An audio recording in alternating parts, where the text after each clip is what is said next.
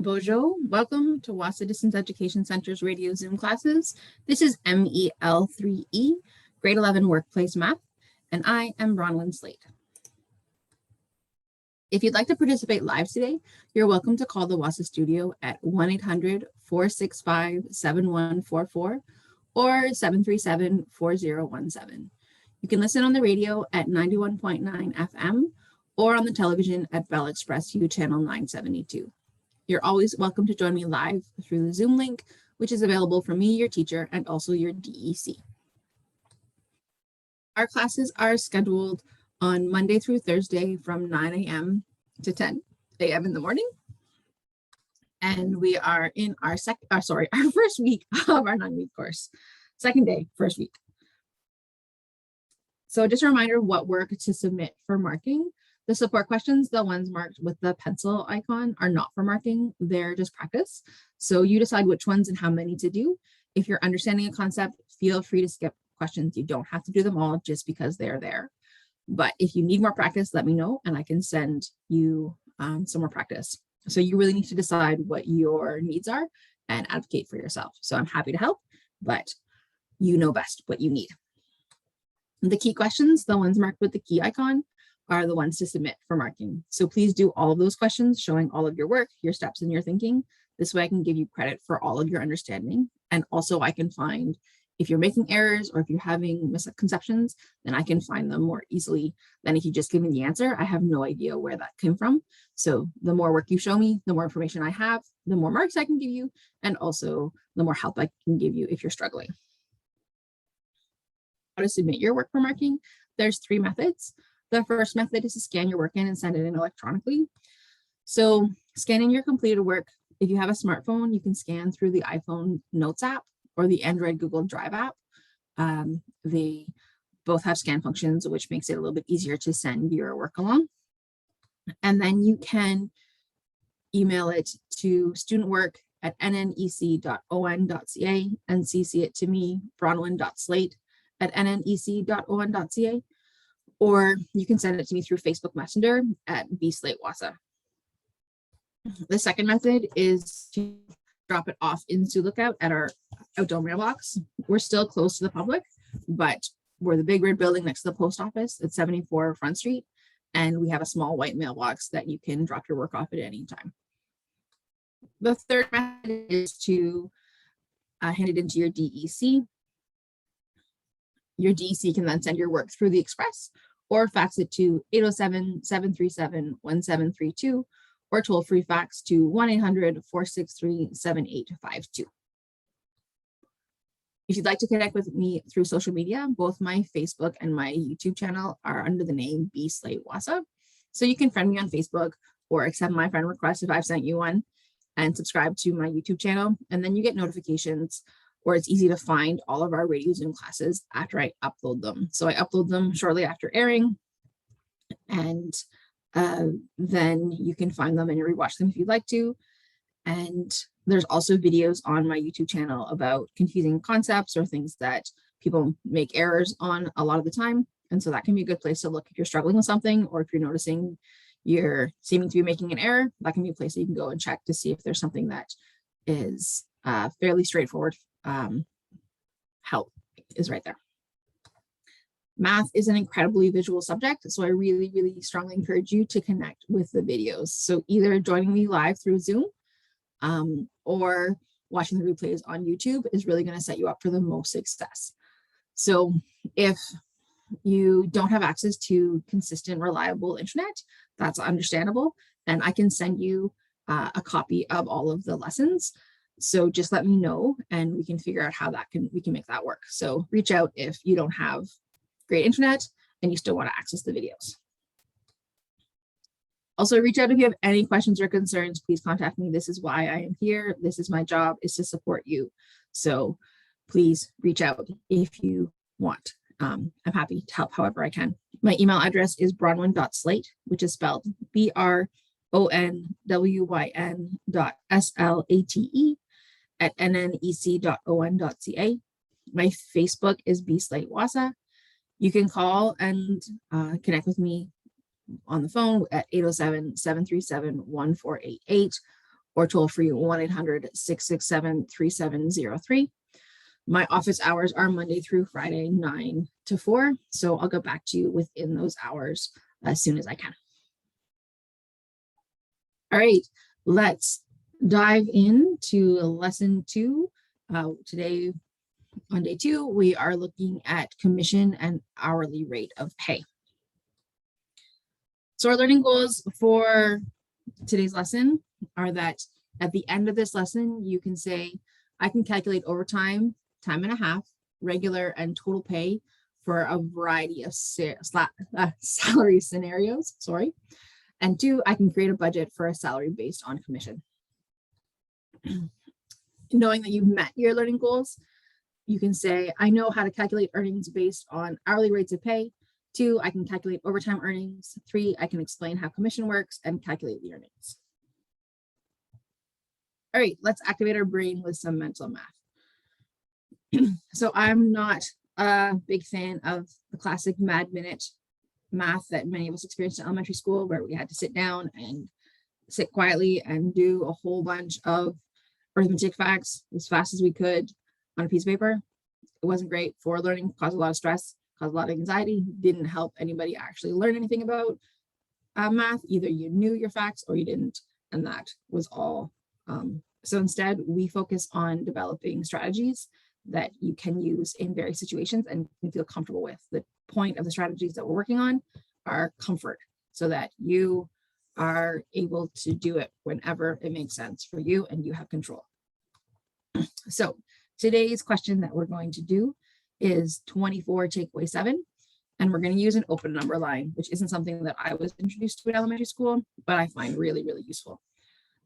So an open number line is a number line. It's a straight line. You can draw it horizontally, you can draw it vertically, whatever makes sense to you.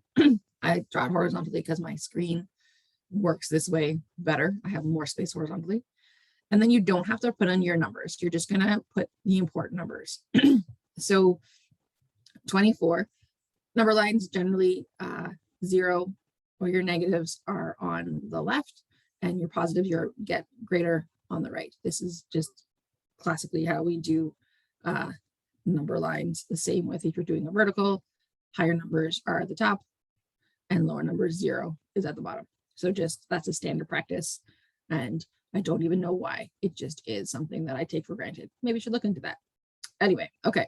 So 24, I'm going to put, that's how much I'm starting with. So I'm going to put it over far to the right, and I'm going to take away 7. So I'm going to take away amount to, and I'm going to get smaller, closer to 0, because I'm taking something away. But taking away 7 from 24 isn't super friendly. So I'm going to do it in chunks that are nicer for me. So I know that if I take away 4, I'm going to jump back and take away 4, that I'm at 20. That is something that I can see. Now I know if I took away 4 from 7, I still have 3 more to take away. So I'm going to take a jump and I'm going to take away 1, 2, 3. So that's 19, 18, 17. So if I take away 3 more, I get to 17. I could just do that in one jump. I could just do 20, take away 3 is 17. I could do it by ones like I've shown on my little jumps.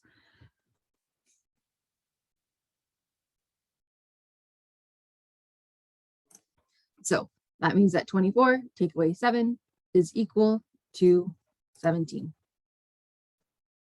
And that's all you do with an open number line, is that you just write on the numbers that you need that are helpful for you. And that can be different depending on who you are and what you're doing. Okay, mine's on. Let's look at any prior learning that we need as we move forward. So we need to be comfortable calculating percentages. This is something that comes up a lot in this course with using money and using commission and things like that. So calculating percentages is really important. So percent comes from the Latin by 100. So it means that you're doing it per 100. So you divide by 100.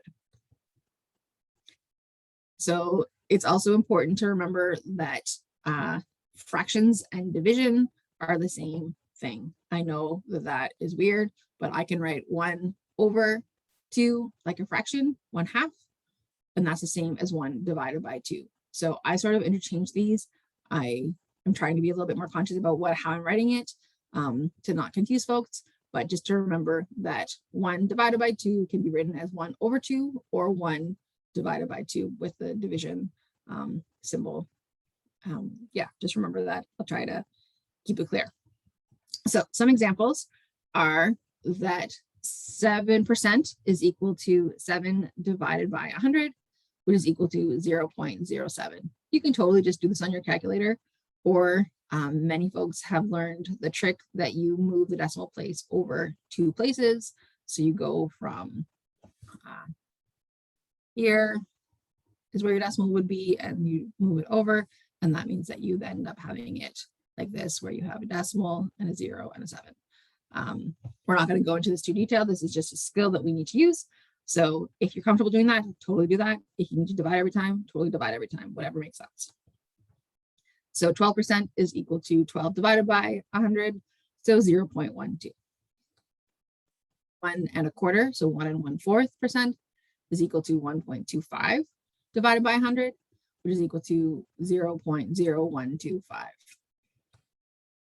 3.5% is equal to 3.5 divided by 100, which is equal to 0.035. So you've got to be really careful when you're dividing that you get the decimal in the right place. It's really, really key that you have the decimal in the right place and you have the right number of zeros, or no, if you don't have a 0 or not. So it's really, really important. It really makes a big difference. 24 3/4% is equal to 24.75 divided by 100, which is equal to 0.2475. And 19.83% is equal to 19.83 divided by 100, which is equal to 0.1983. So it really takes some practice to get comfortable with it, but totally fine to use a calculator every time if you need to. Just be careful and be paying attention.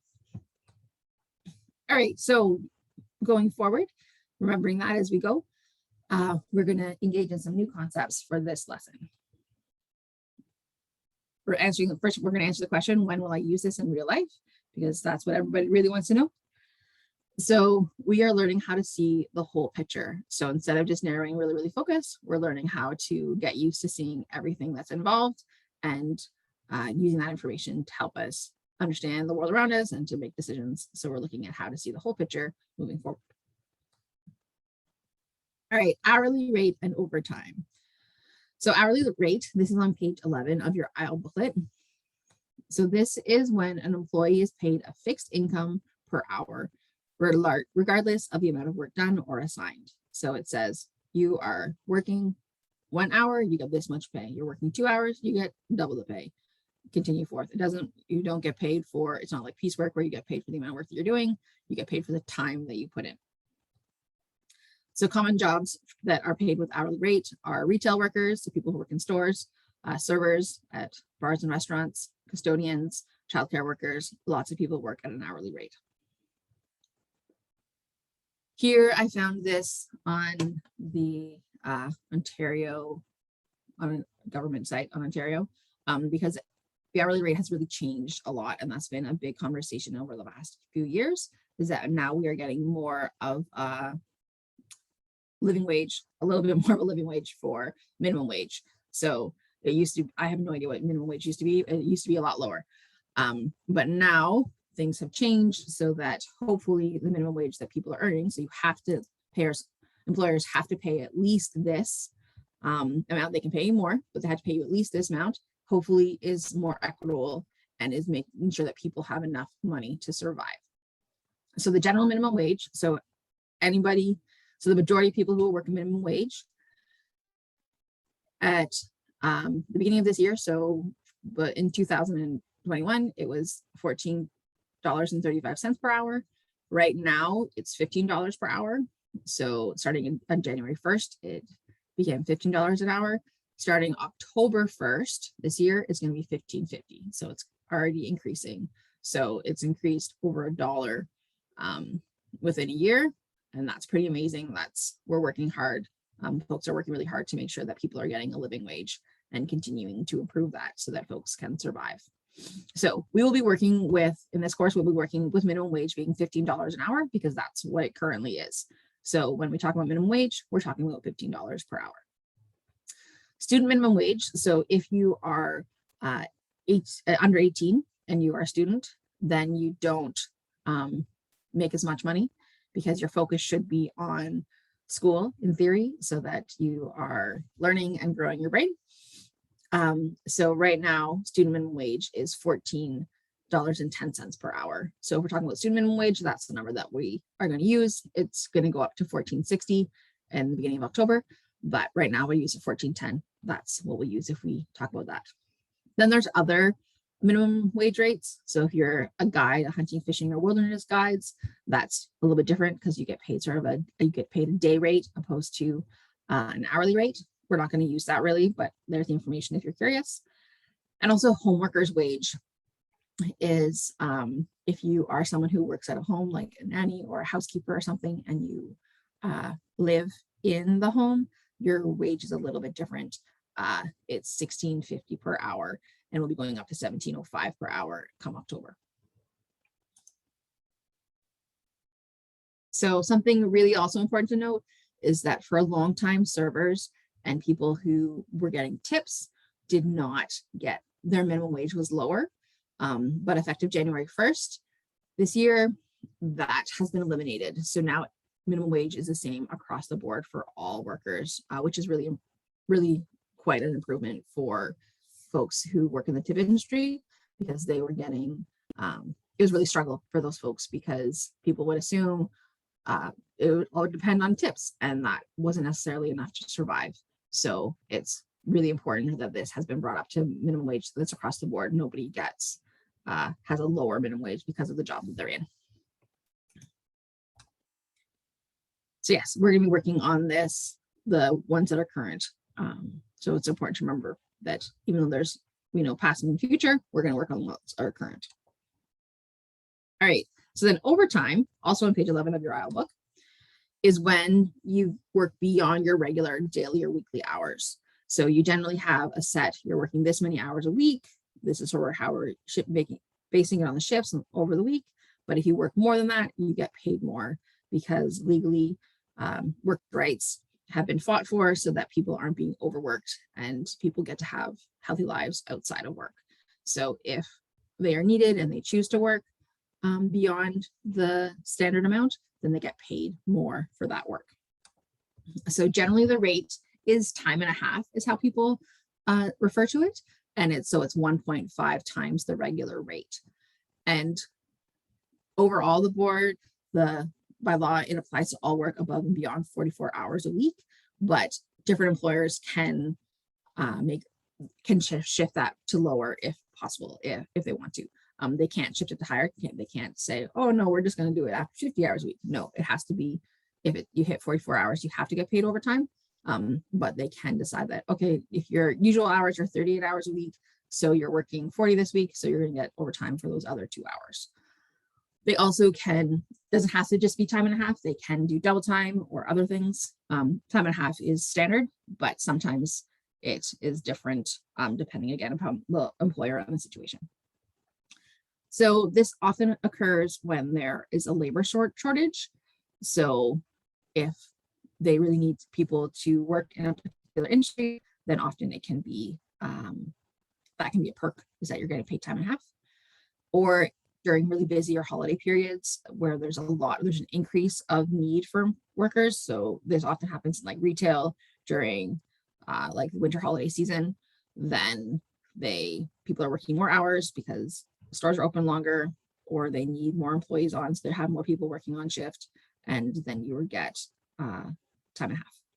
Or if you're working on statutory holidays, on stat holidays. So if your grocery store is open on say Canada Day, which probably isn't, but if it was, then a stat holiday means that you would get on time and a half for that time. So that is also something to note. All right, so let's look at some examples about how this actually plays out. So Alex has a job at Lakeshore Arena as a Zamboni driver. They are paid minimum wage. So remember, minimum wage, $15, and usually work 8 hours a day, 5 days a week. How much does Alex earn a week? So we are going to do, so minimum wage we know is $15. So we're going to figure out per day how much Alex makes. So $15 times 8. And we can do this calculation if we want to in our head, or we can use our calculator. So 15 times 8 equals 120. So Alex earns 120 per day. And then they work 5 days a week. So per week, we're going to say that 15, sorry, doing that wrong. Okay, so per week, it is $120 per day times 5 days. So 120 times 5, well, 100 times 5 is 500, 20 times 5 is 100, so that's going to be $600. So do we answer the question, how much does Alex earn a week? Alex earns $600 per week. That's the regular rate. All right, example 2. Paige is paid $16.10 per hour for 40 hours per week. Kendallin is paid $15.75 per hour for 38 hours per week.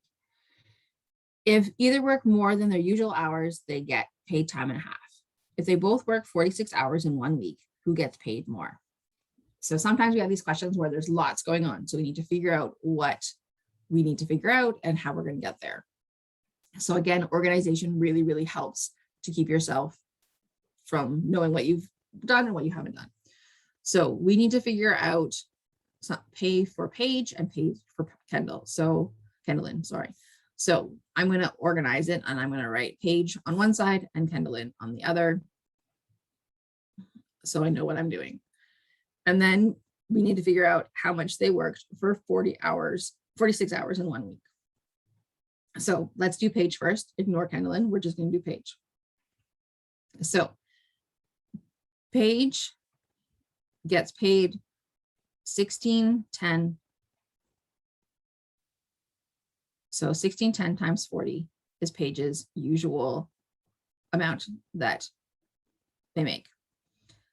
So to figure out how much they make in 46 hours a week for this week, we still do 16.10 times 40. That is still happens. They still, even though they work more hours in that week, still for the first 40 hours, they get paid 16.10. Then we need to figure out what they get paid for the other 6 hours. So let's first find out what they get for 16.10 for 40 hours.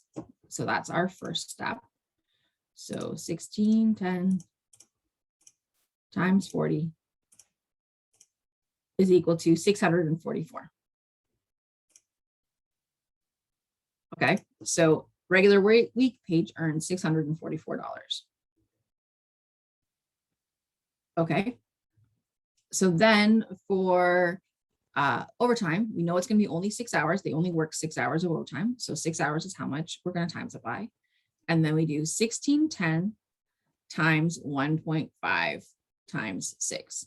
You can do this in 2 steps. You could just find their overtime rate and just do 16.10 times 1.5 to figure out their overtime rate and then times it by 6, or you can do it all in 1 step. So I'm going to do it all in 1 step for Paige, and then I'll do it in 2 steps for Kendallin. So you can do, so you do 16.10 times 1.5 to figure out their overtime rate. And then you do that times 6 to figure out how much they made in those extra 6 hours. So that's $144.90. So for the overtime work, they get $144.90.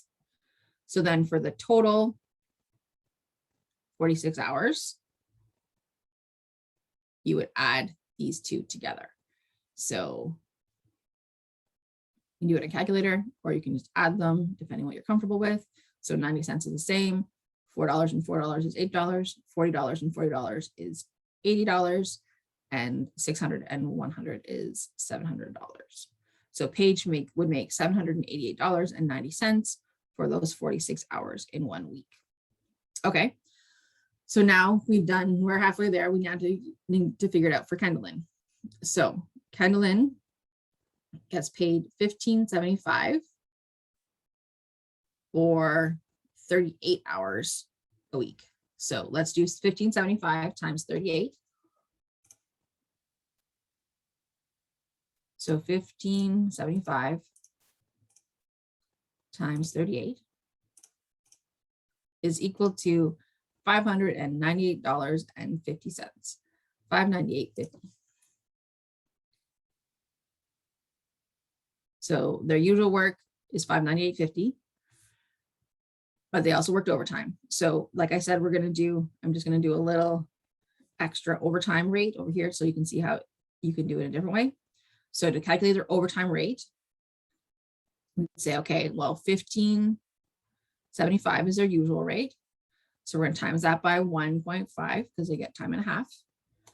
So $15.75 times 1.5 is equal to 23.625. And this, you could potentially do it, but let's just round to $1. So, or round to our money always. So $23.63. So Kendallin's overtime rate is $23.63. So for every hour that they work overtime, they get paid $23.63. So then to figure out for their overtime, so they usually work 38 hours and now they're working 46. So they worked an extra 8 hours. 46 take away 38 is 8. And they worked at a rate of 23.63. So we're going to do 23.63 times 8. 23.63 times 8 is equal to 189.04. So 189.04 is how much they worked for their overtime hours. So then the total is equal to total for 46 hours is equal to adding those two up. Again, you can use your calculator, you can do it by hand. So 50 plus 4 cents is 54 cents. $8 plus $9 is $17. 17, so then 10 plus 9, sorry, 10 plus 90 is 100 plus 8, 80 is 180. And then 100 plus 5 plus 100 plus 500 plus 100 is 700. So Kendallin makes $787.54 and Page 8 makes $788.90. So Page gets paid more.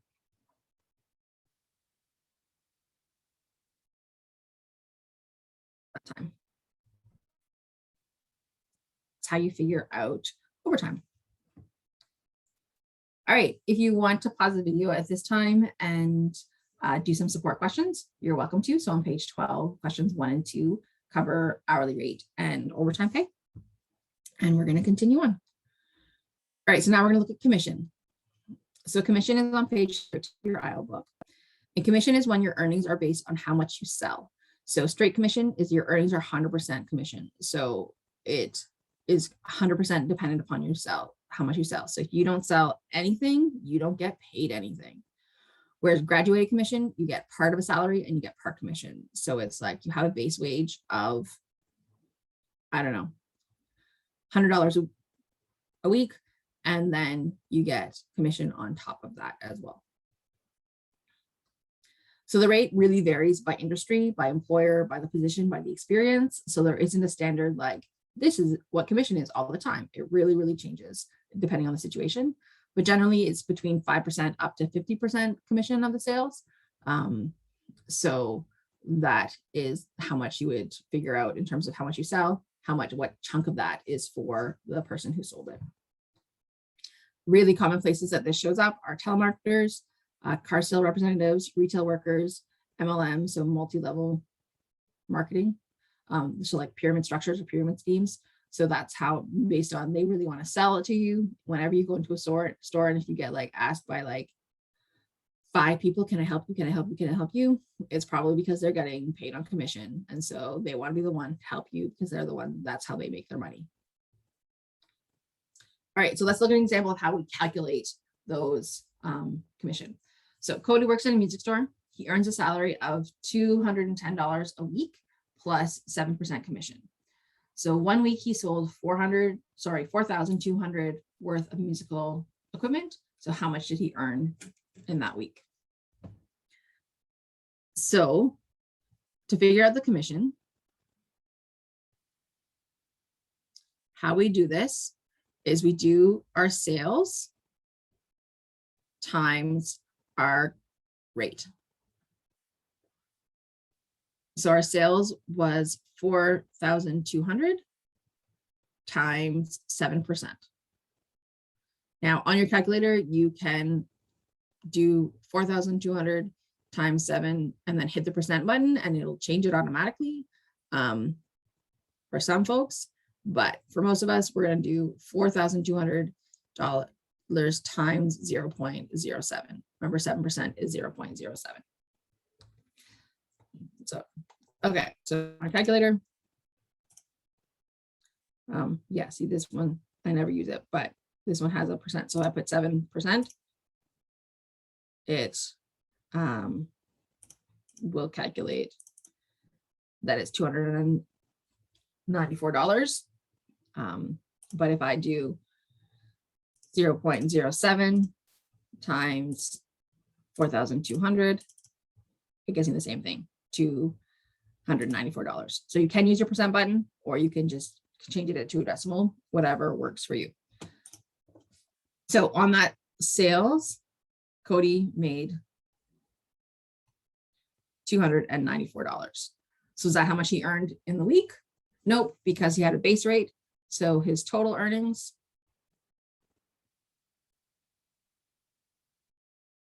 are his base rate of $210. So he gets that no matter how much he sells, plus selling 200 and getting commission of 294.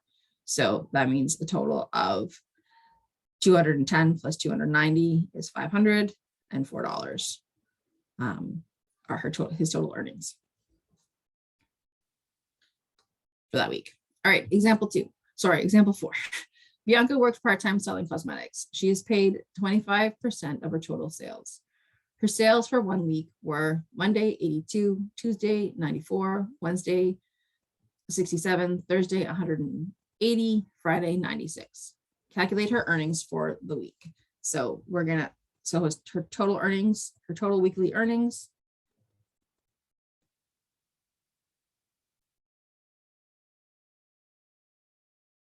is equal to just adding them up. So 82 plus 94 plus 67 plus 180 plus 96. Writing it all out is a pain, I know, but if you make an error because you just read something wrong, or say you have dyslexia and you move things get mixed up, helps me see that if you are writing things down, it helps me track where you might be getting mixed up. So it is helpful. Then, sorry, I just got to move my calculator out of the way so I can see. So we're going to do 82 on a calculator plus 94 plus 67 plus 180 plus 96. Total, you can do this by hand or in your head if you want to, or you can use a calculator. So that's 519. So Bianca's earnings for that week are $519. Okay, so then part B is calculate her annual earnings, assuming she sells this amount each week consistently. So we know, so for 1 week, she sold $519 worth. I don't know why it's, sorry, just a glitch. So for annual, so that's 52 weeks for the year. So we do 519 times 52. Oh, except that I totally did that wrong. I calculated, so mistakes happen. So I calculated her earnings. Did I calculate her earnings? No, I did not. I calculated how much she sold. So this is her total weekly sales, not her earnings. My bad.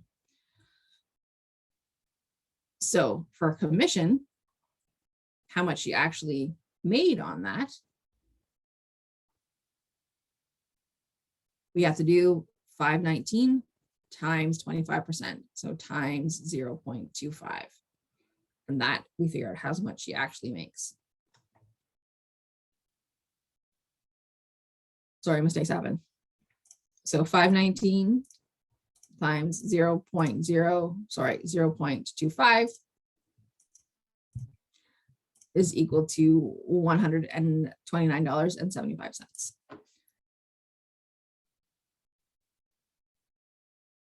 So she actually makes $129.75. She does not make $519. That's how much she sells, but she takes home $129.75.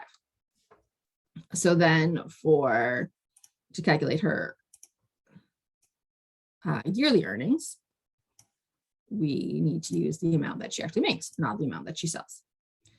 So for 1 week, she makes $129.75.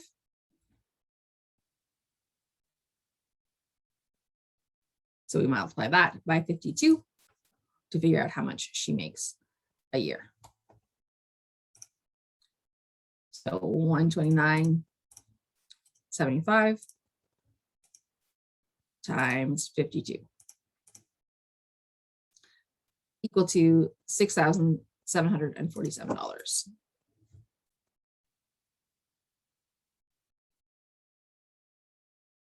So if I had continued make my mistake and I'd multiplied 519 by 52 and I had just written, if I just written whatever the answer that was, it would be really big. And I wouldn't, as a marker, I wouldn't have known where that mistake was.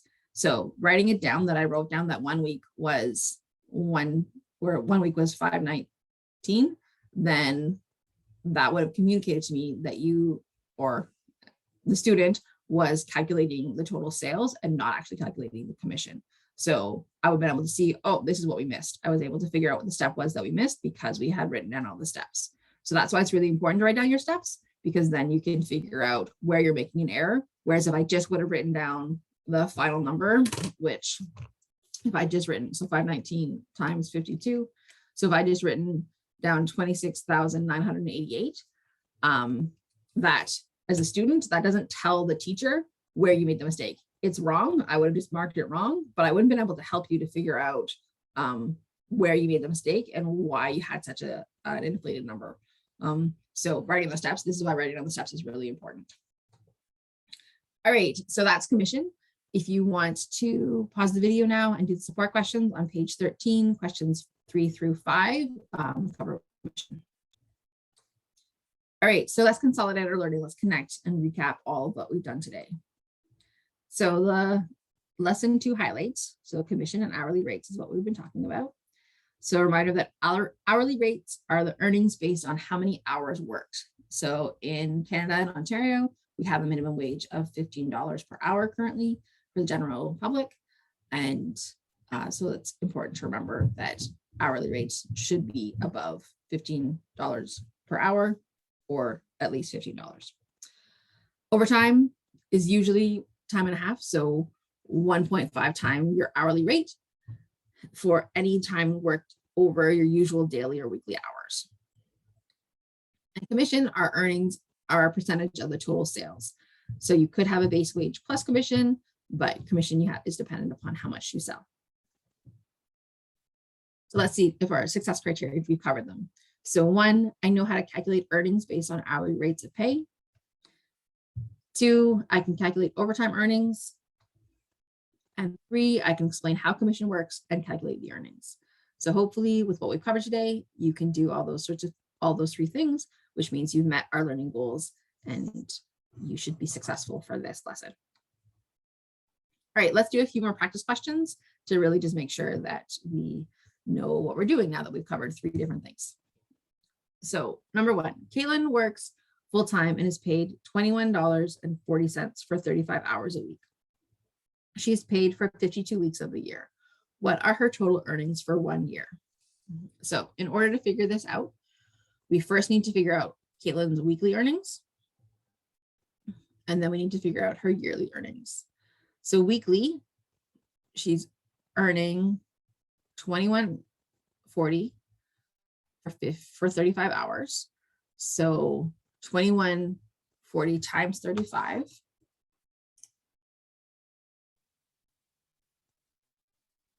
$21.40 times 35 is equal to 749. So weekly, Caitlin makes $749. So yearly, because she gets paid for 52 weeks of the year, so it would be 749 times 52.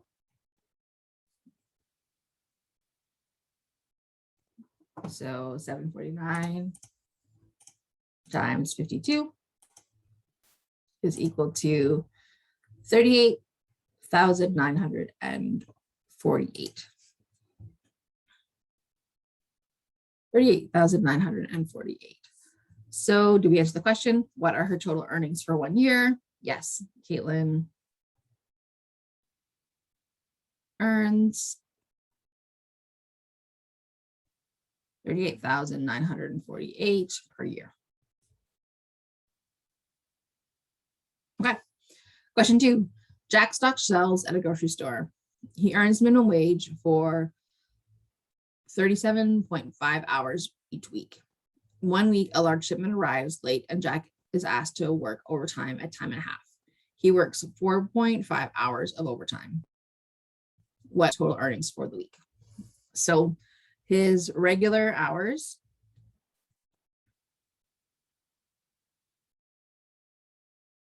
he works for minimum wage, so $15 per hour times 37.5 hours.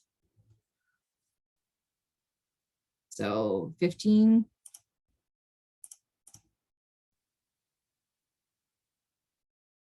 times 37.5 equals $562.50. $562.50. Okay, so that's his regular hours. So then the week that he had to work overtime. Okay, wait, first we need to figure out, let's do this sort of as an aside. Over here, we need to figure out what his overtime rate is. So overtime rate, so 15 times 1.5. Figure out his overtime rate. 15 times 1.5 is equal to $22.50. So for every hour that he works overtime, he gets $22.50 instead of $15. So for overtime hours,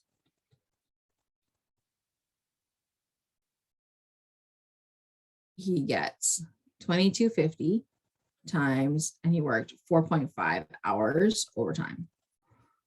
So to calculate that, we do $22.50 times 4.5, and that equals $101.25. So for the overtime hours, he gets $101.25. So then total earnings for that week, we add those together. And so that equals, so 50 times 25 is 75 cents. $1 plus, sorry, not times, plus $1 plus $2 is $3. 60 plus $0 is $60. 500 plus 100 is 600. So we make $663.75 in that week. Do we answer the question? What are his total earnings for that week? Yes, we did. So it's always good to check back what your question is so that you make sure that you actually answered it.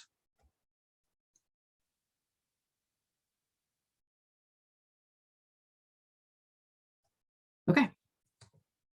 Practice question number 3. Joyce sells cars. She earns 35% commission on the profit of each sale. 1 week, she sells 2 cars. The profits on the cars are $800 and $1,300. What are her earnings for the week? So first we need to figure out total sales. You could figure out the commission on both and then add it together. I would prefer to figure out the total sales and then find the commission. So total sales are 800 plus 1,300. And this is the total profits, not the total sales. So maybe I should have said total profits because the cars didn't actually sell for that amount. That's how much the car dealership made after the expenses, the cost of the cars. So this is just based on profit. Sometimes commission is just based on profit. So 800 plus 1,300 is going to be 2,100. So then commission for Joyce is your sales, your how much the sales are. So 2,100 times your commission rate, which is 35%. So that's equal to 2,100 times 0.35. So that is equal to 2,100 times 0.35, which is equal to 735. So Joyce's earnings for that week, because it seems like she just earned straight commission, so are $735.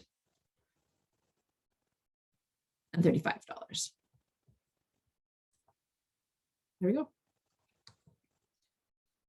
All right, so one thing to note about the questions moving forward and the questions in your IEL book is that they might give you an hourly rate that is less than minimum wage. Your booklets are old. I'm working on getting them updated for the future, but right now they are based on a time when minimum wage was not $15 an hour. So you will see other rates in your questions that are below $15. So just calculate them based on the information that you're giving. Know that workers have and worker activists have lobbied for a minimum wage that is a living wage. So in reality, we have a minimum wage of $15, but in your math questions, they are not an actual representation of the reality of our world. So sorry about that. I tried to do it accurately in our questions together, but I haven't had a chance to change all of the booklets yet. So that is on my to-do list. So moving forward in other parts of the booklet as well, you may see rates that are not minimum wage, but that's just for the convenience of math class, and so that we're not just doing everything times 15%, but is not actual representation of our world. Just to note that. Anyway, so we have completed lesson 2 now. So if you have any questions or concerns, please reach out and contact me. As always, I'm here to help. This is what my job is. This is what I love to do. So please, if you're struggling with something doesn't quite make sense, let me know. Errors do happen in your booklets. So if something isn't lining up in examples, or something really just doesn't make sense, it's not worded in a way that makes any sense, let me know. I have not read every single page. I haven't had time to read every single part of every single page of all of the booklets. So if you notice errors or things that are really confusing, let me know so that we can make those corrections and figure that out. You can call me at the office at 807-737-1488 or toll free 1-800-667-3703. You can email me at bronwyn.slate, which is spelled BRONWYN.SLATE@nnec.on.ca. You can Facebook message me at bslatewahsa, and you can connect with the replay of this lesson on YouTube, also at bslatewahsa. There's a playlist for our class MEL3E, so all of our lessons you can find there. My office hours for this term are Monday through Friday, 9 a.m. to 4 p.m. So If you reach out to me within those hours, I'm more likely to respond like almost immediately. But if you're outside of that time, which is totally fine, I probably won't respond until the next day if it's after 4. Just heads up. If you need to connect with me and you need to book a time to do some working through something, if you need to book like a video chat or something, and I can give you some tutoring and some support, totally reasonable. We can do that. We just need to schedule that. So you just need to let me know and we can work together to figure out when might be a good time for that to happen. Thanks so much for joining me today. I hope you learned something and that this is making sense. Magwitch.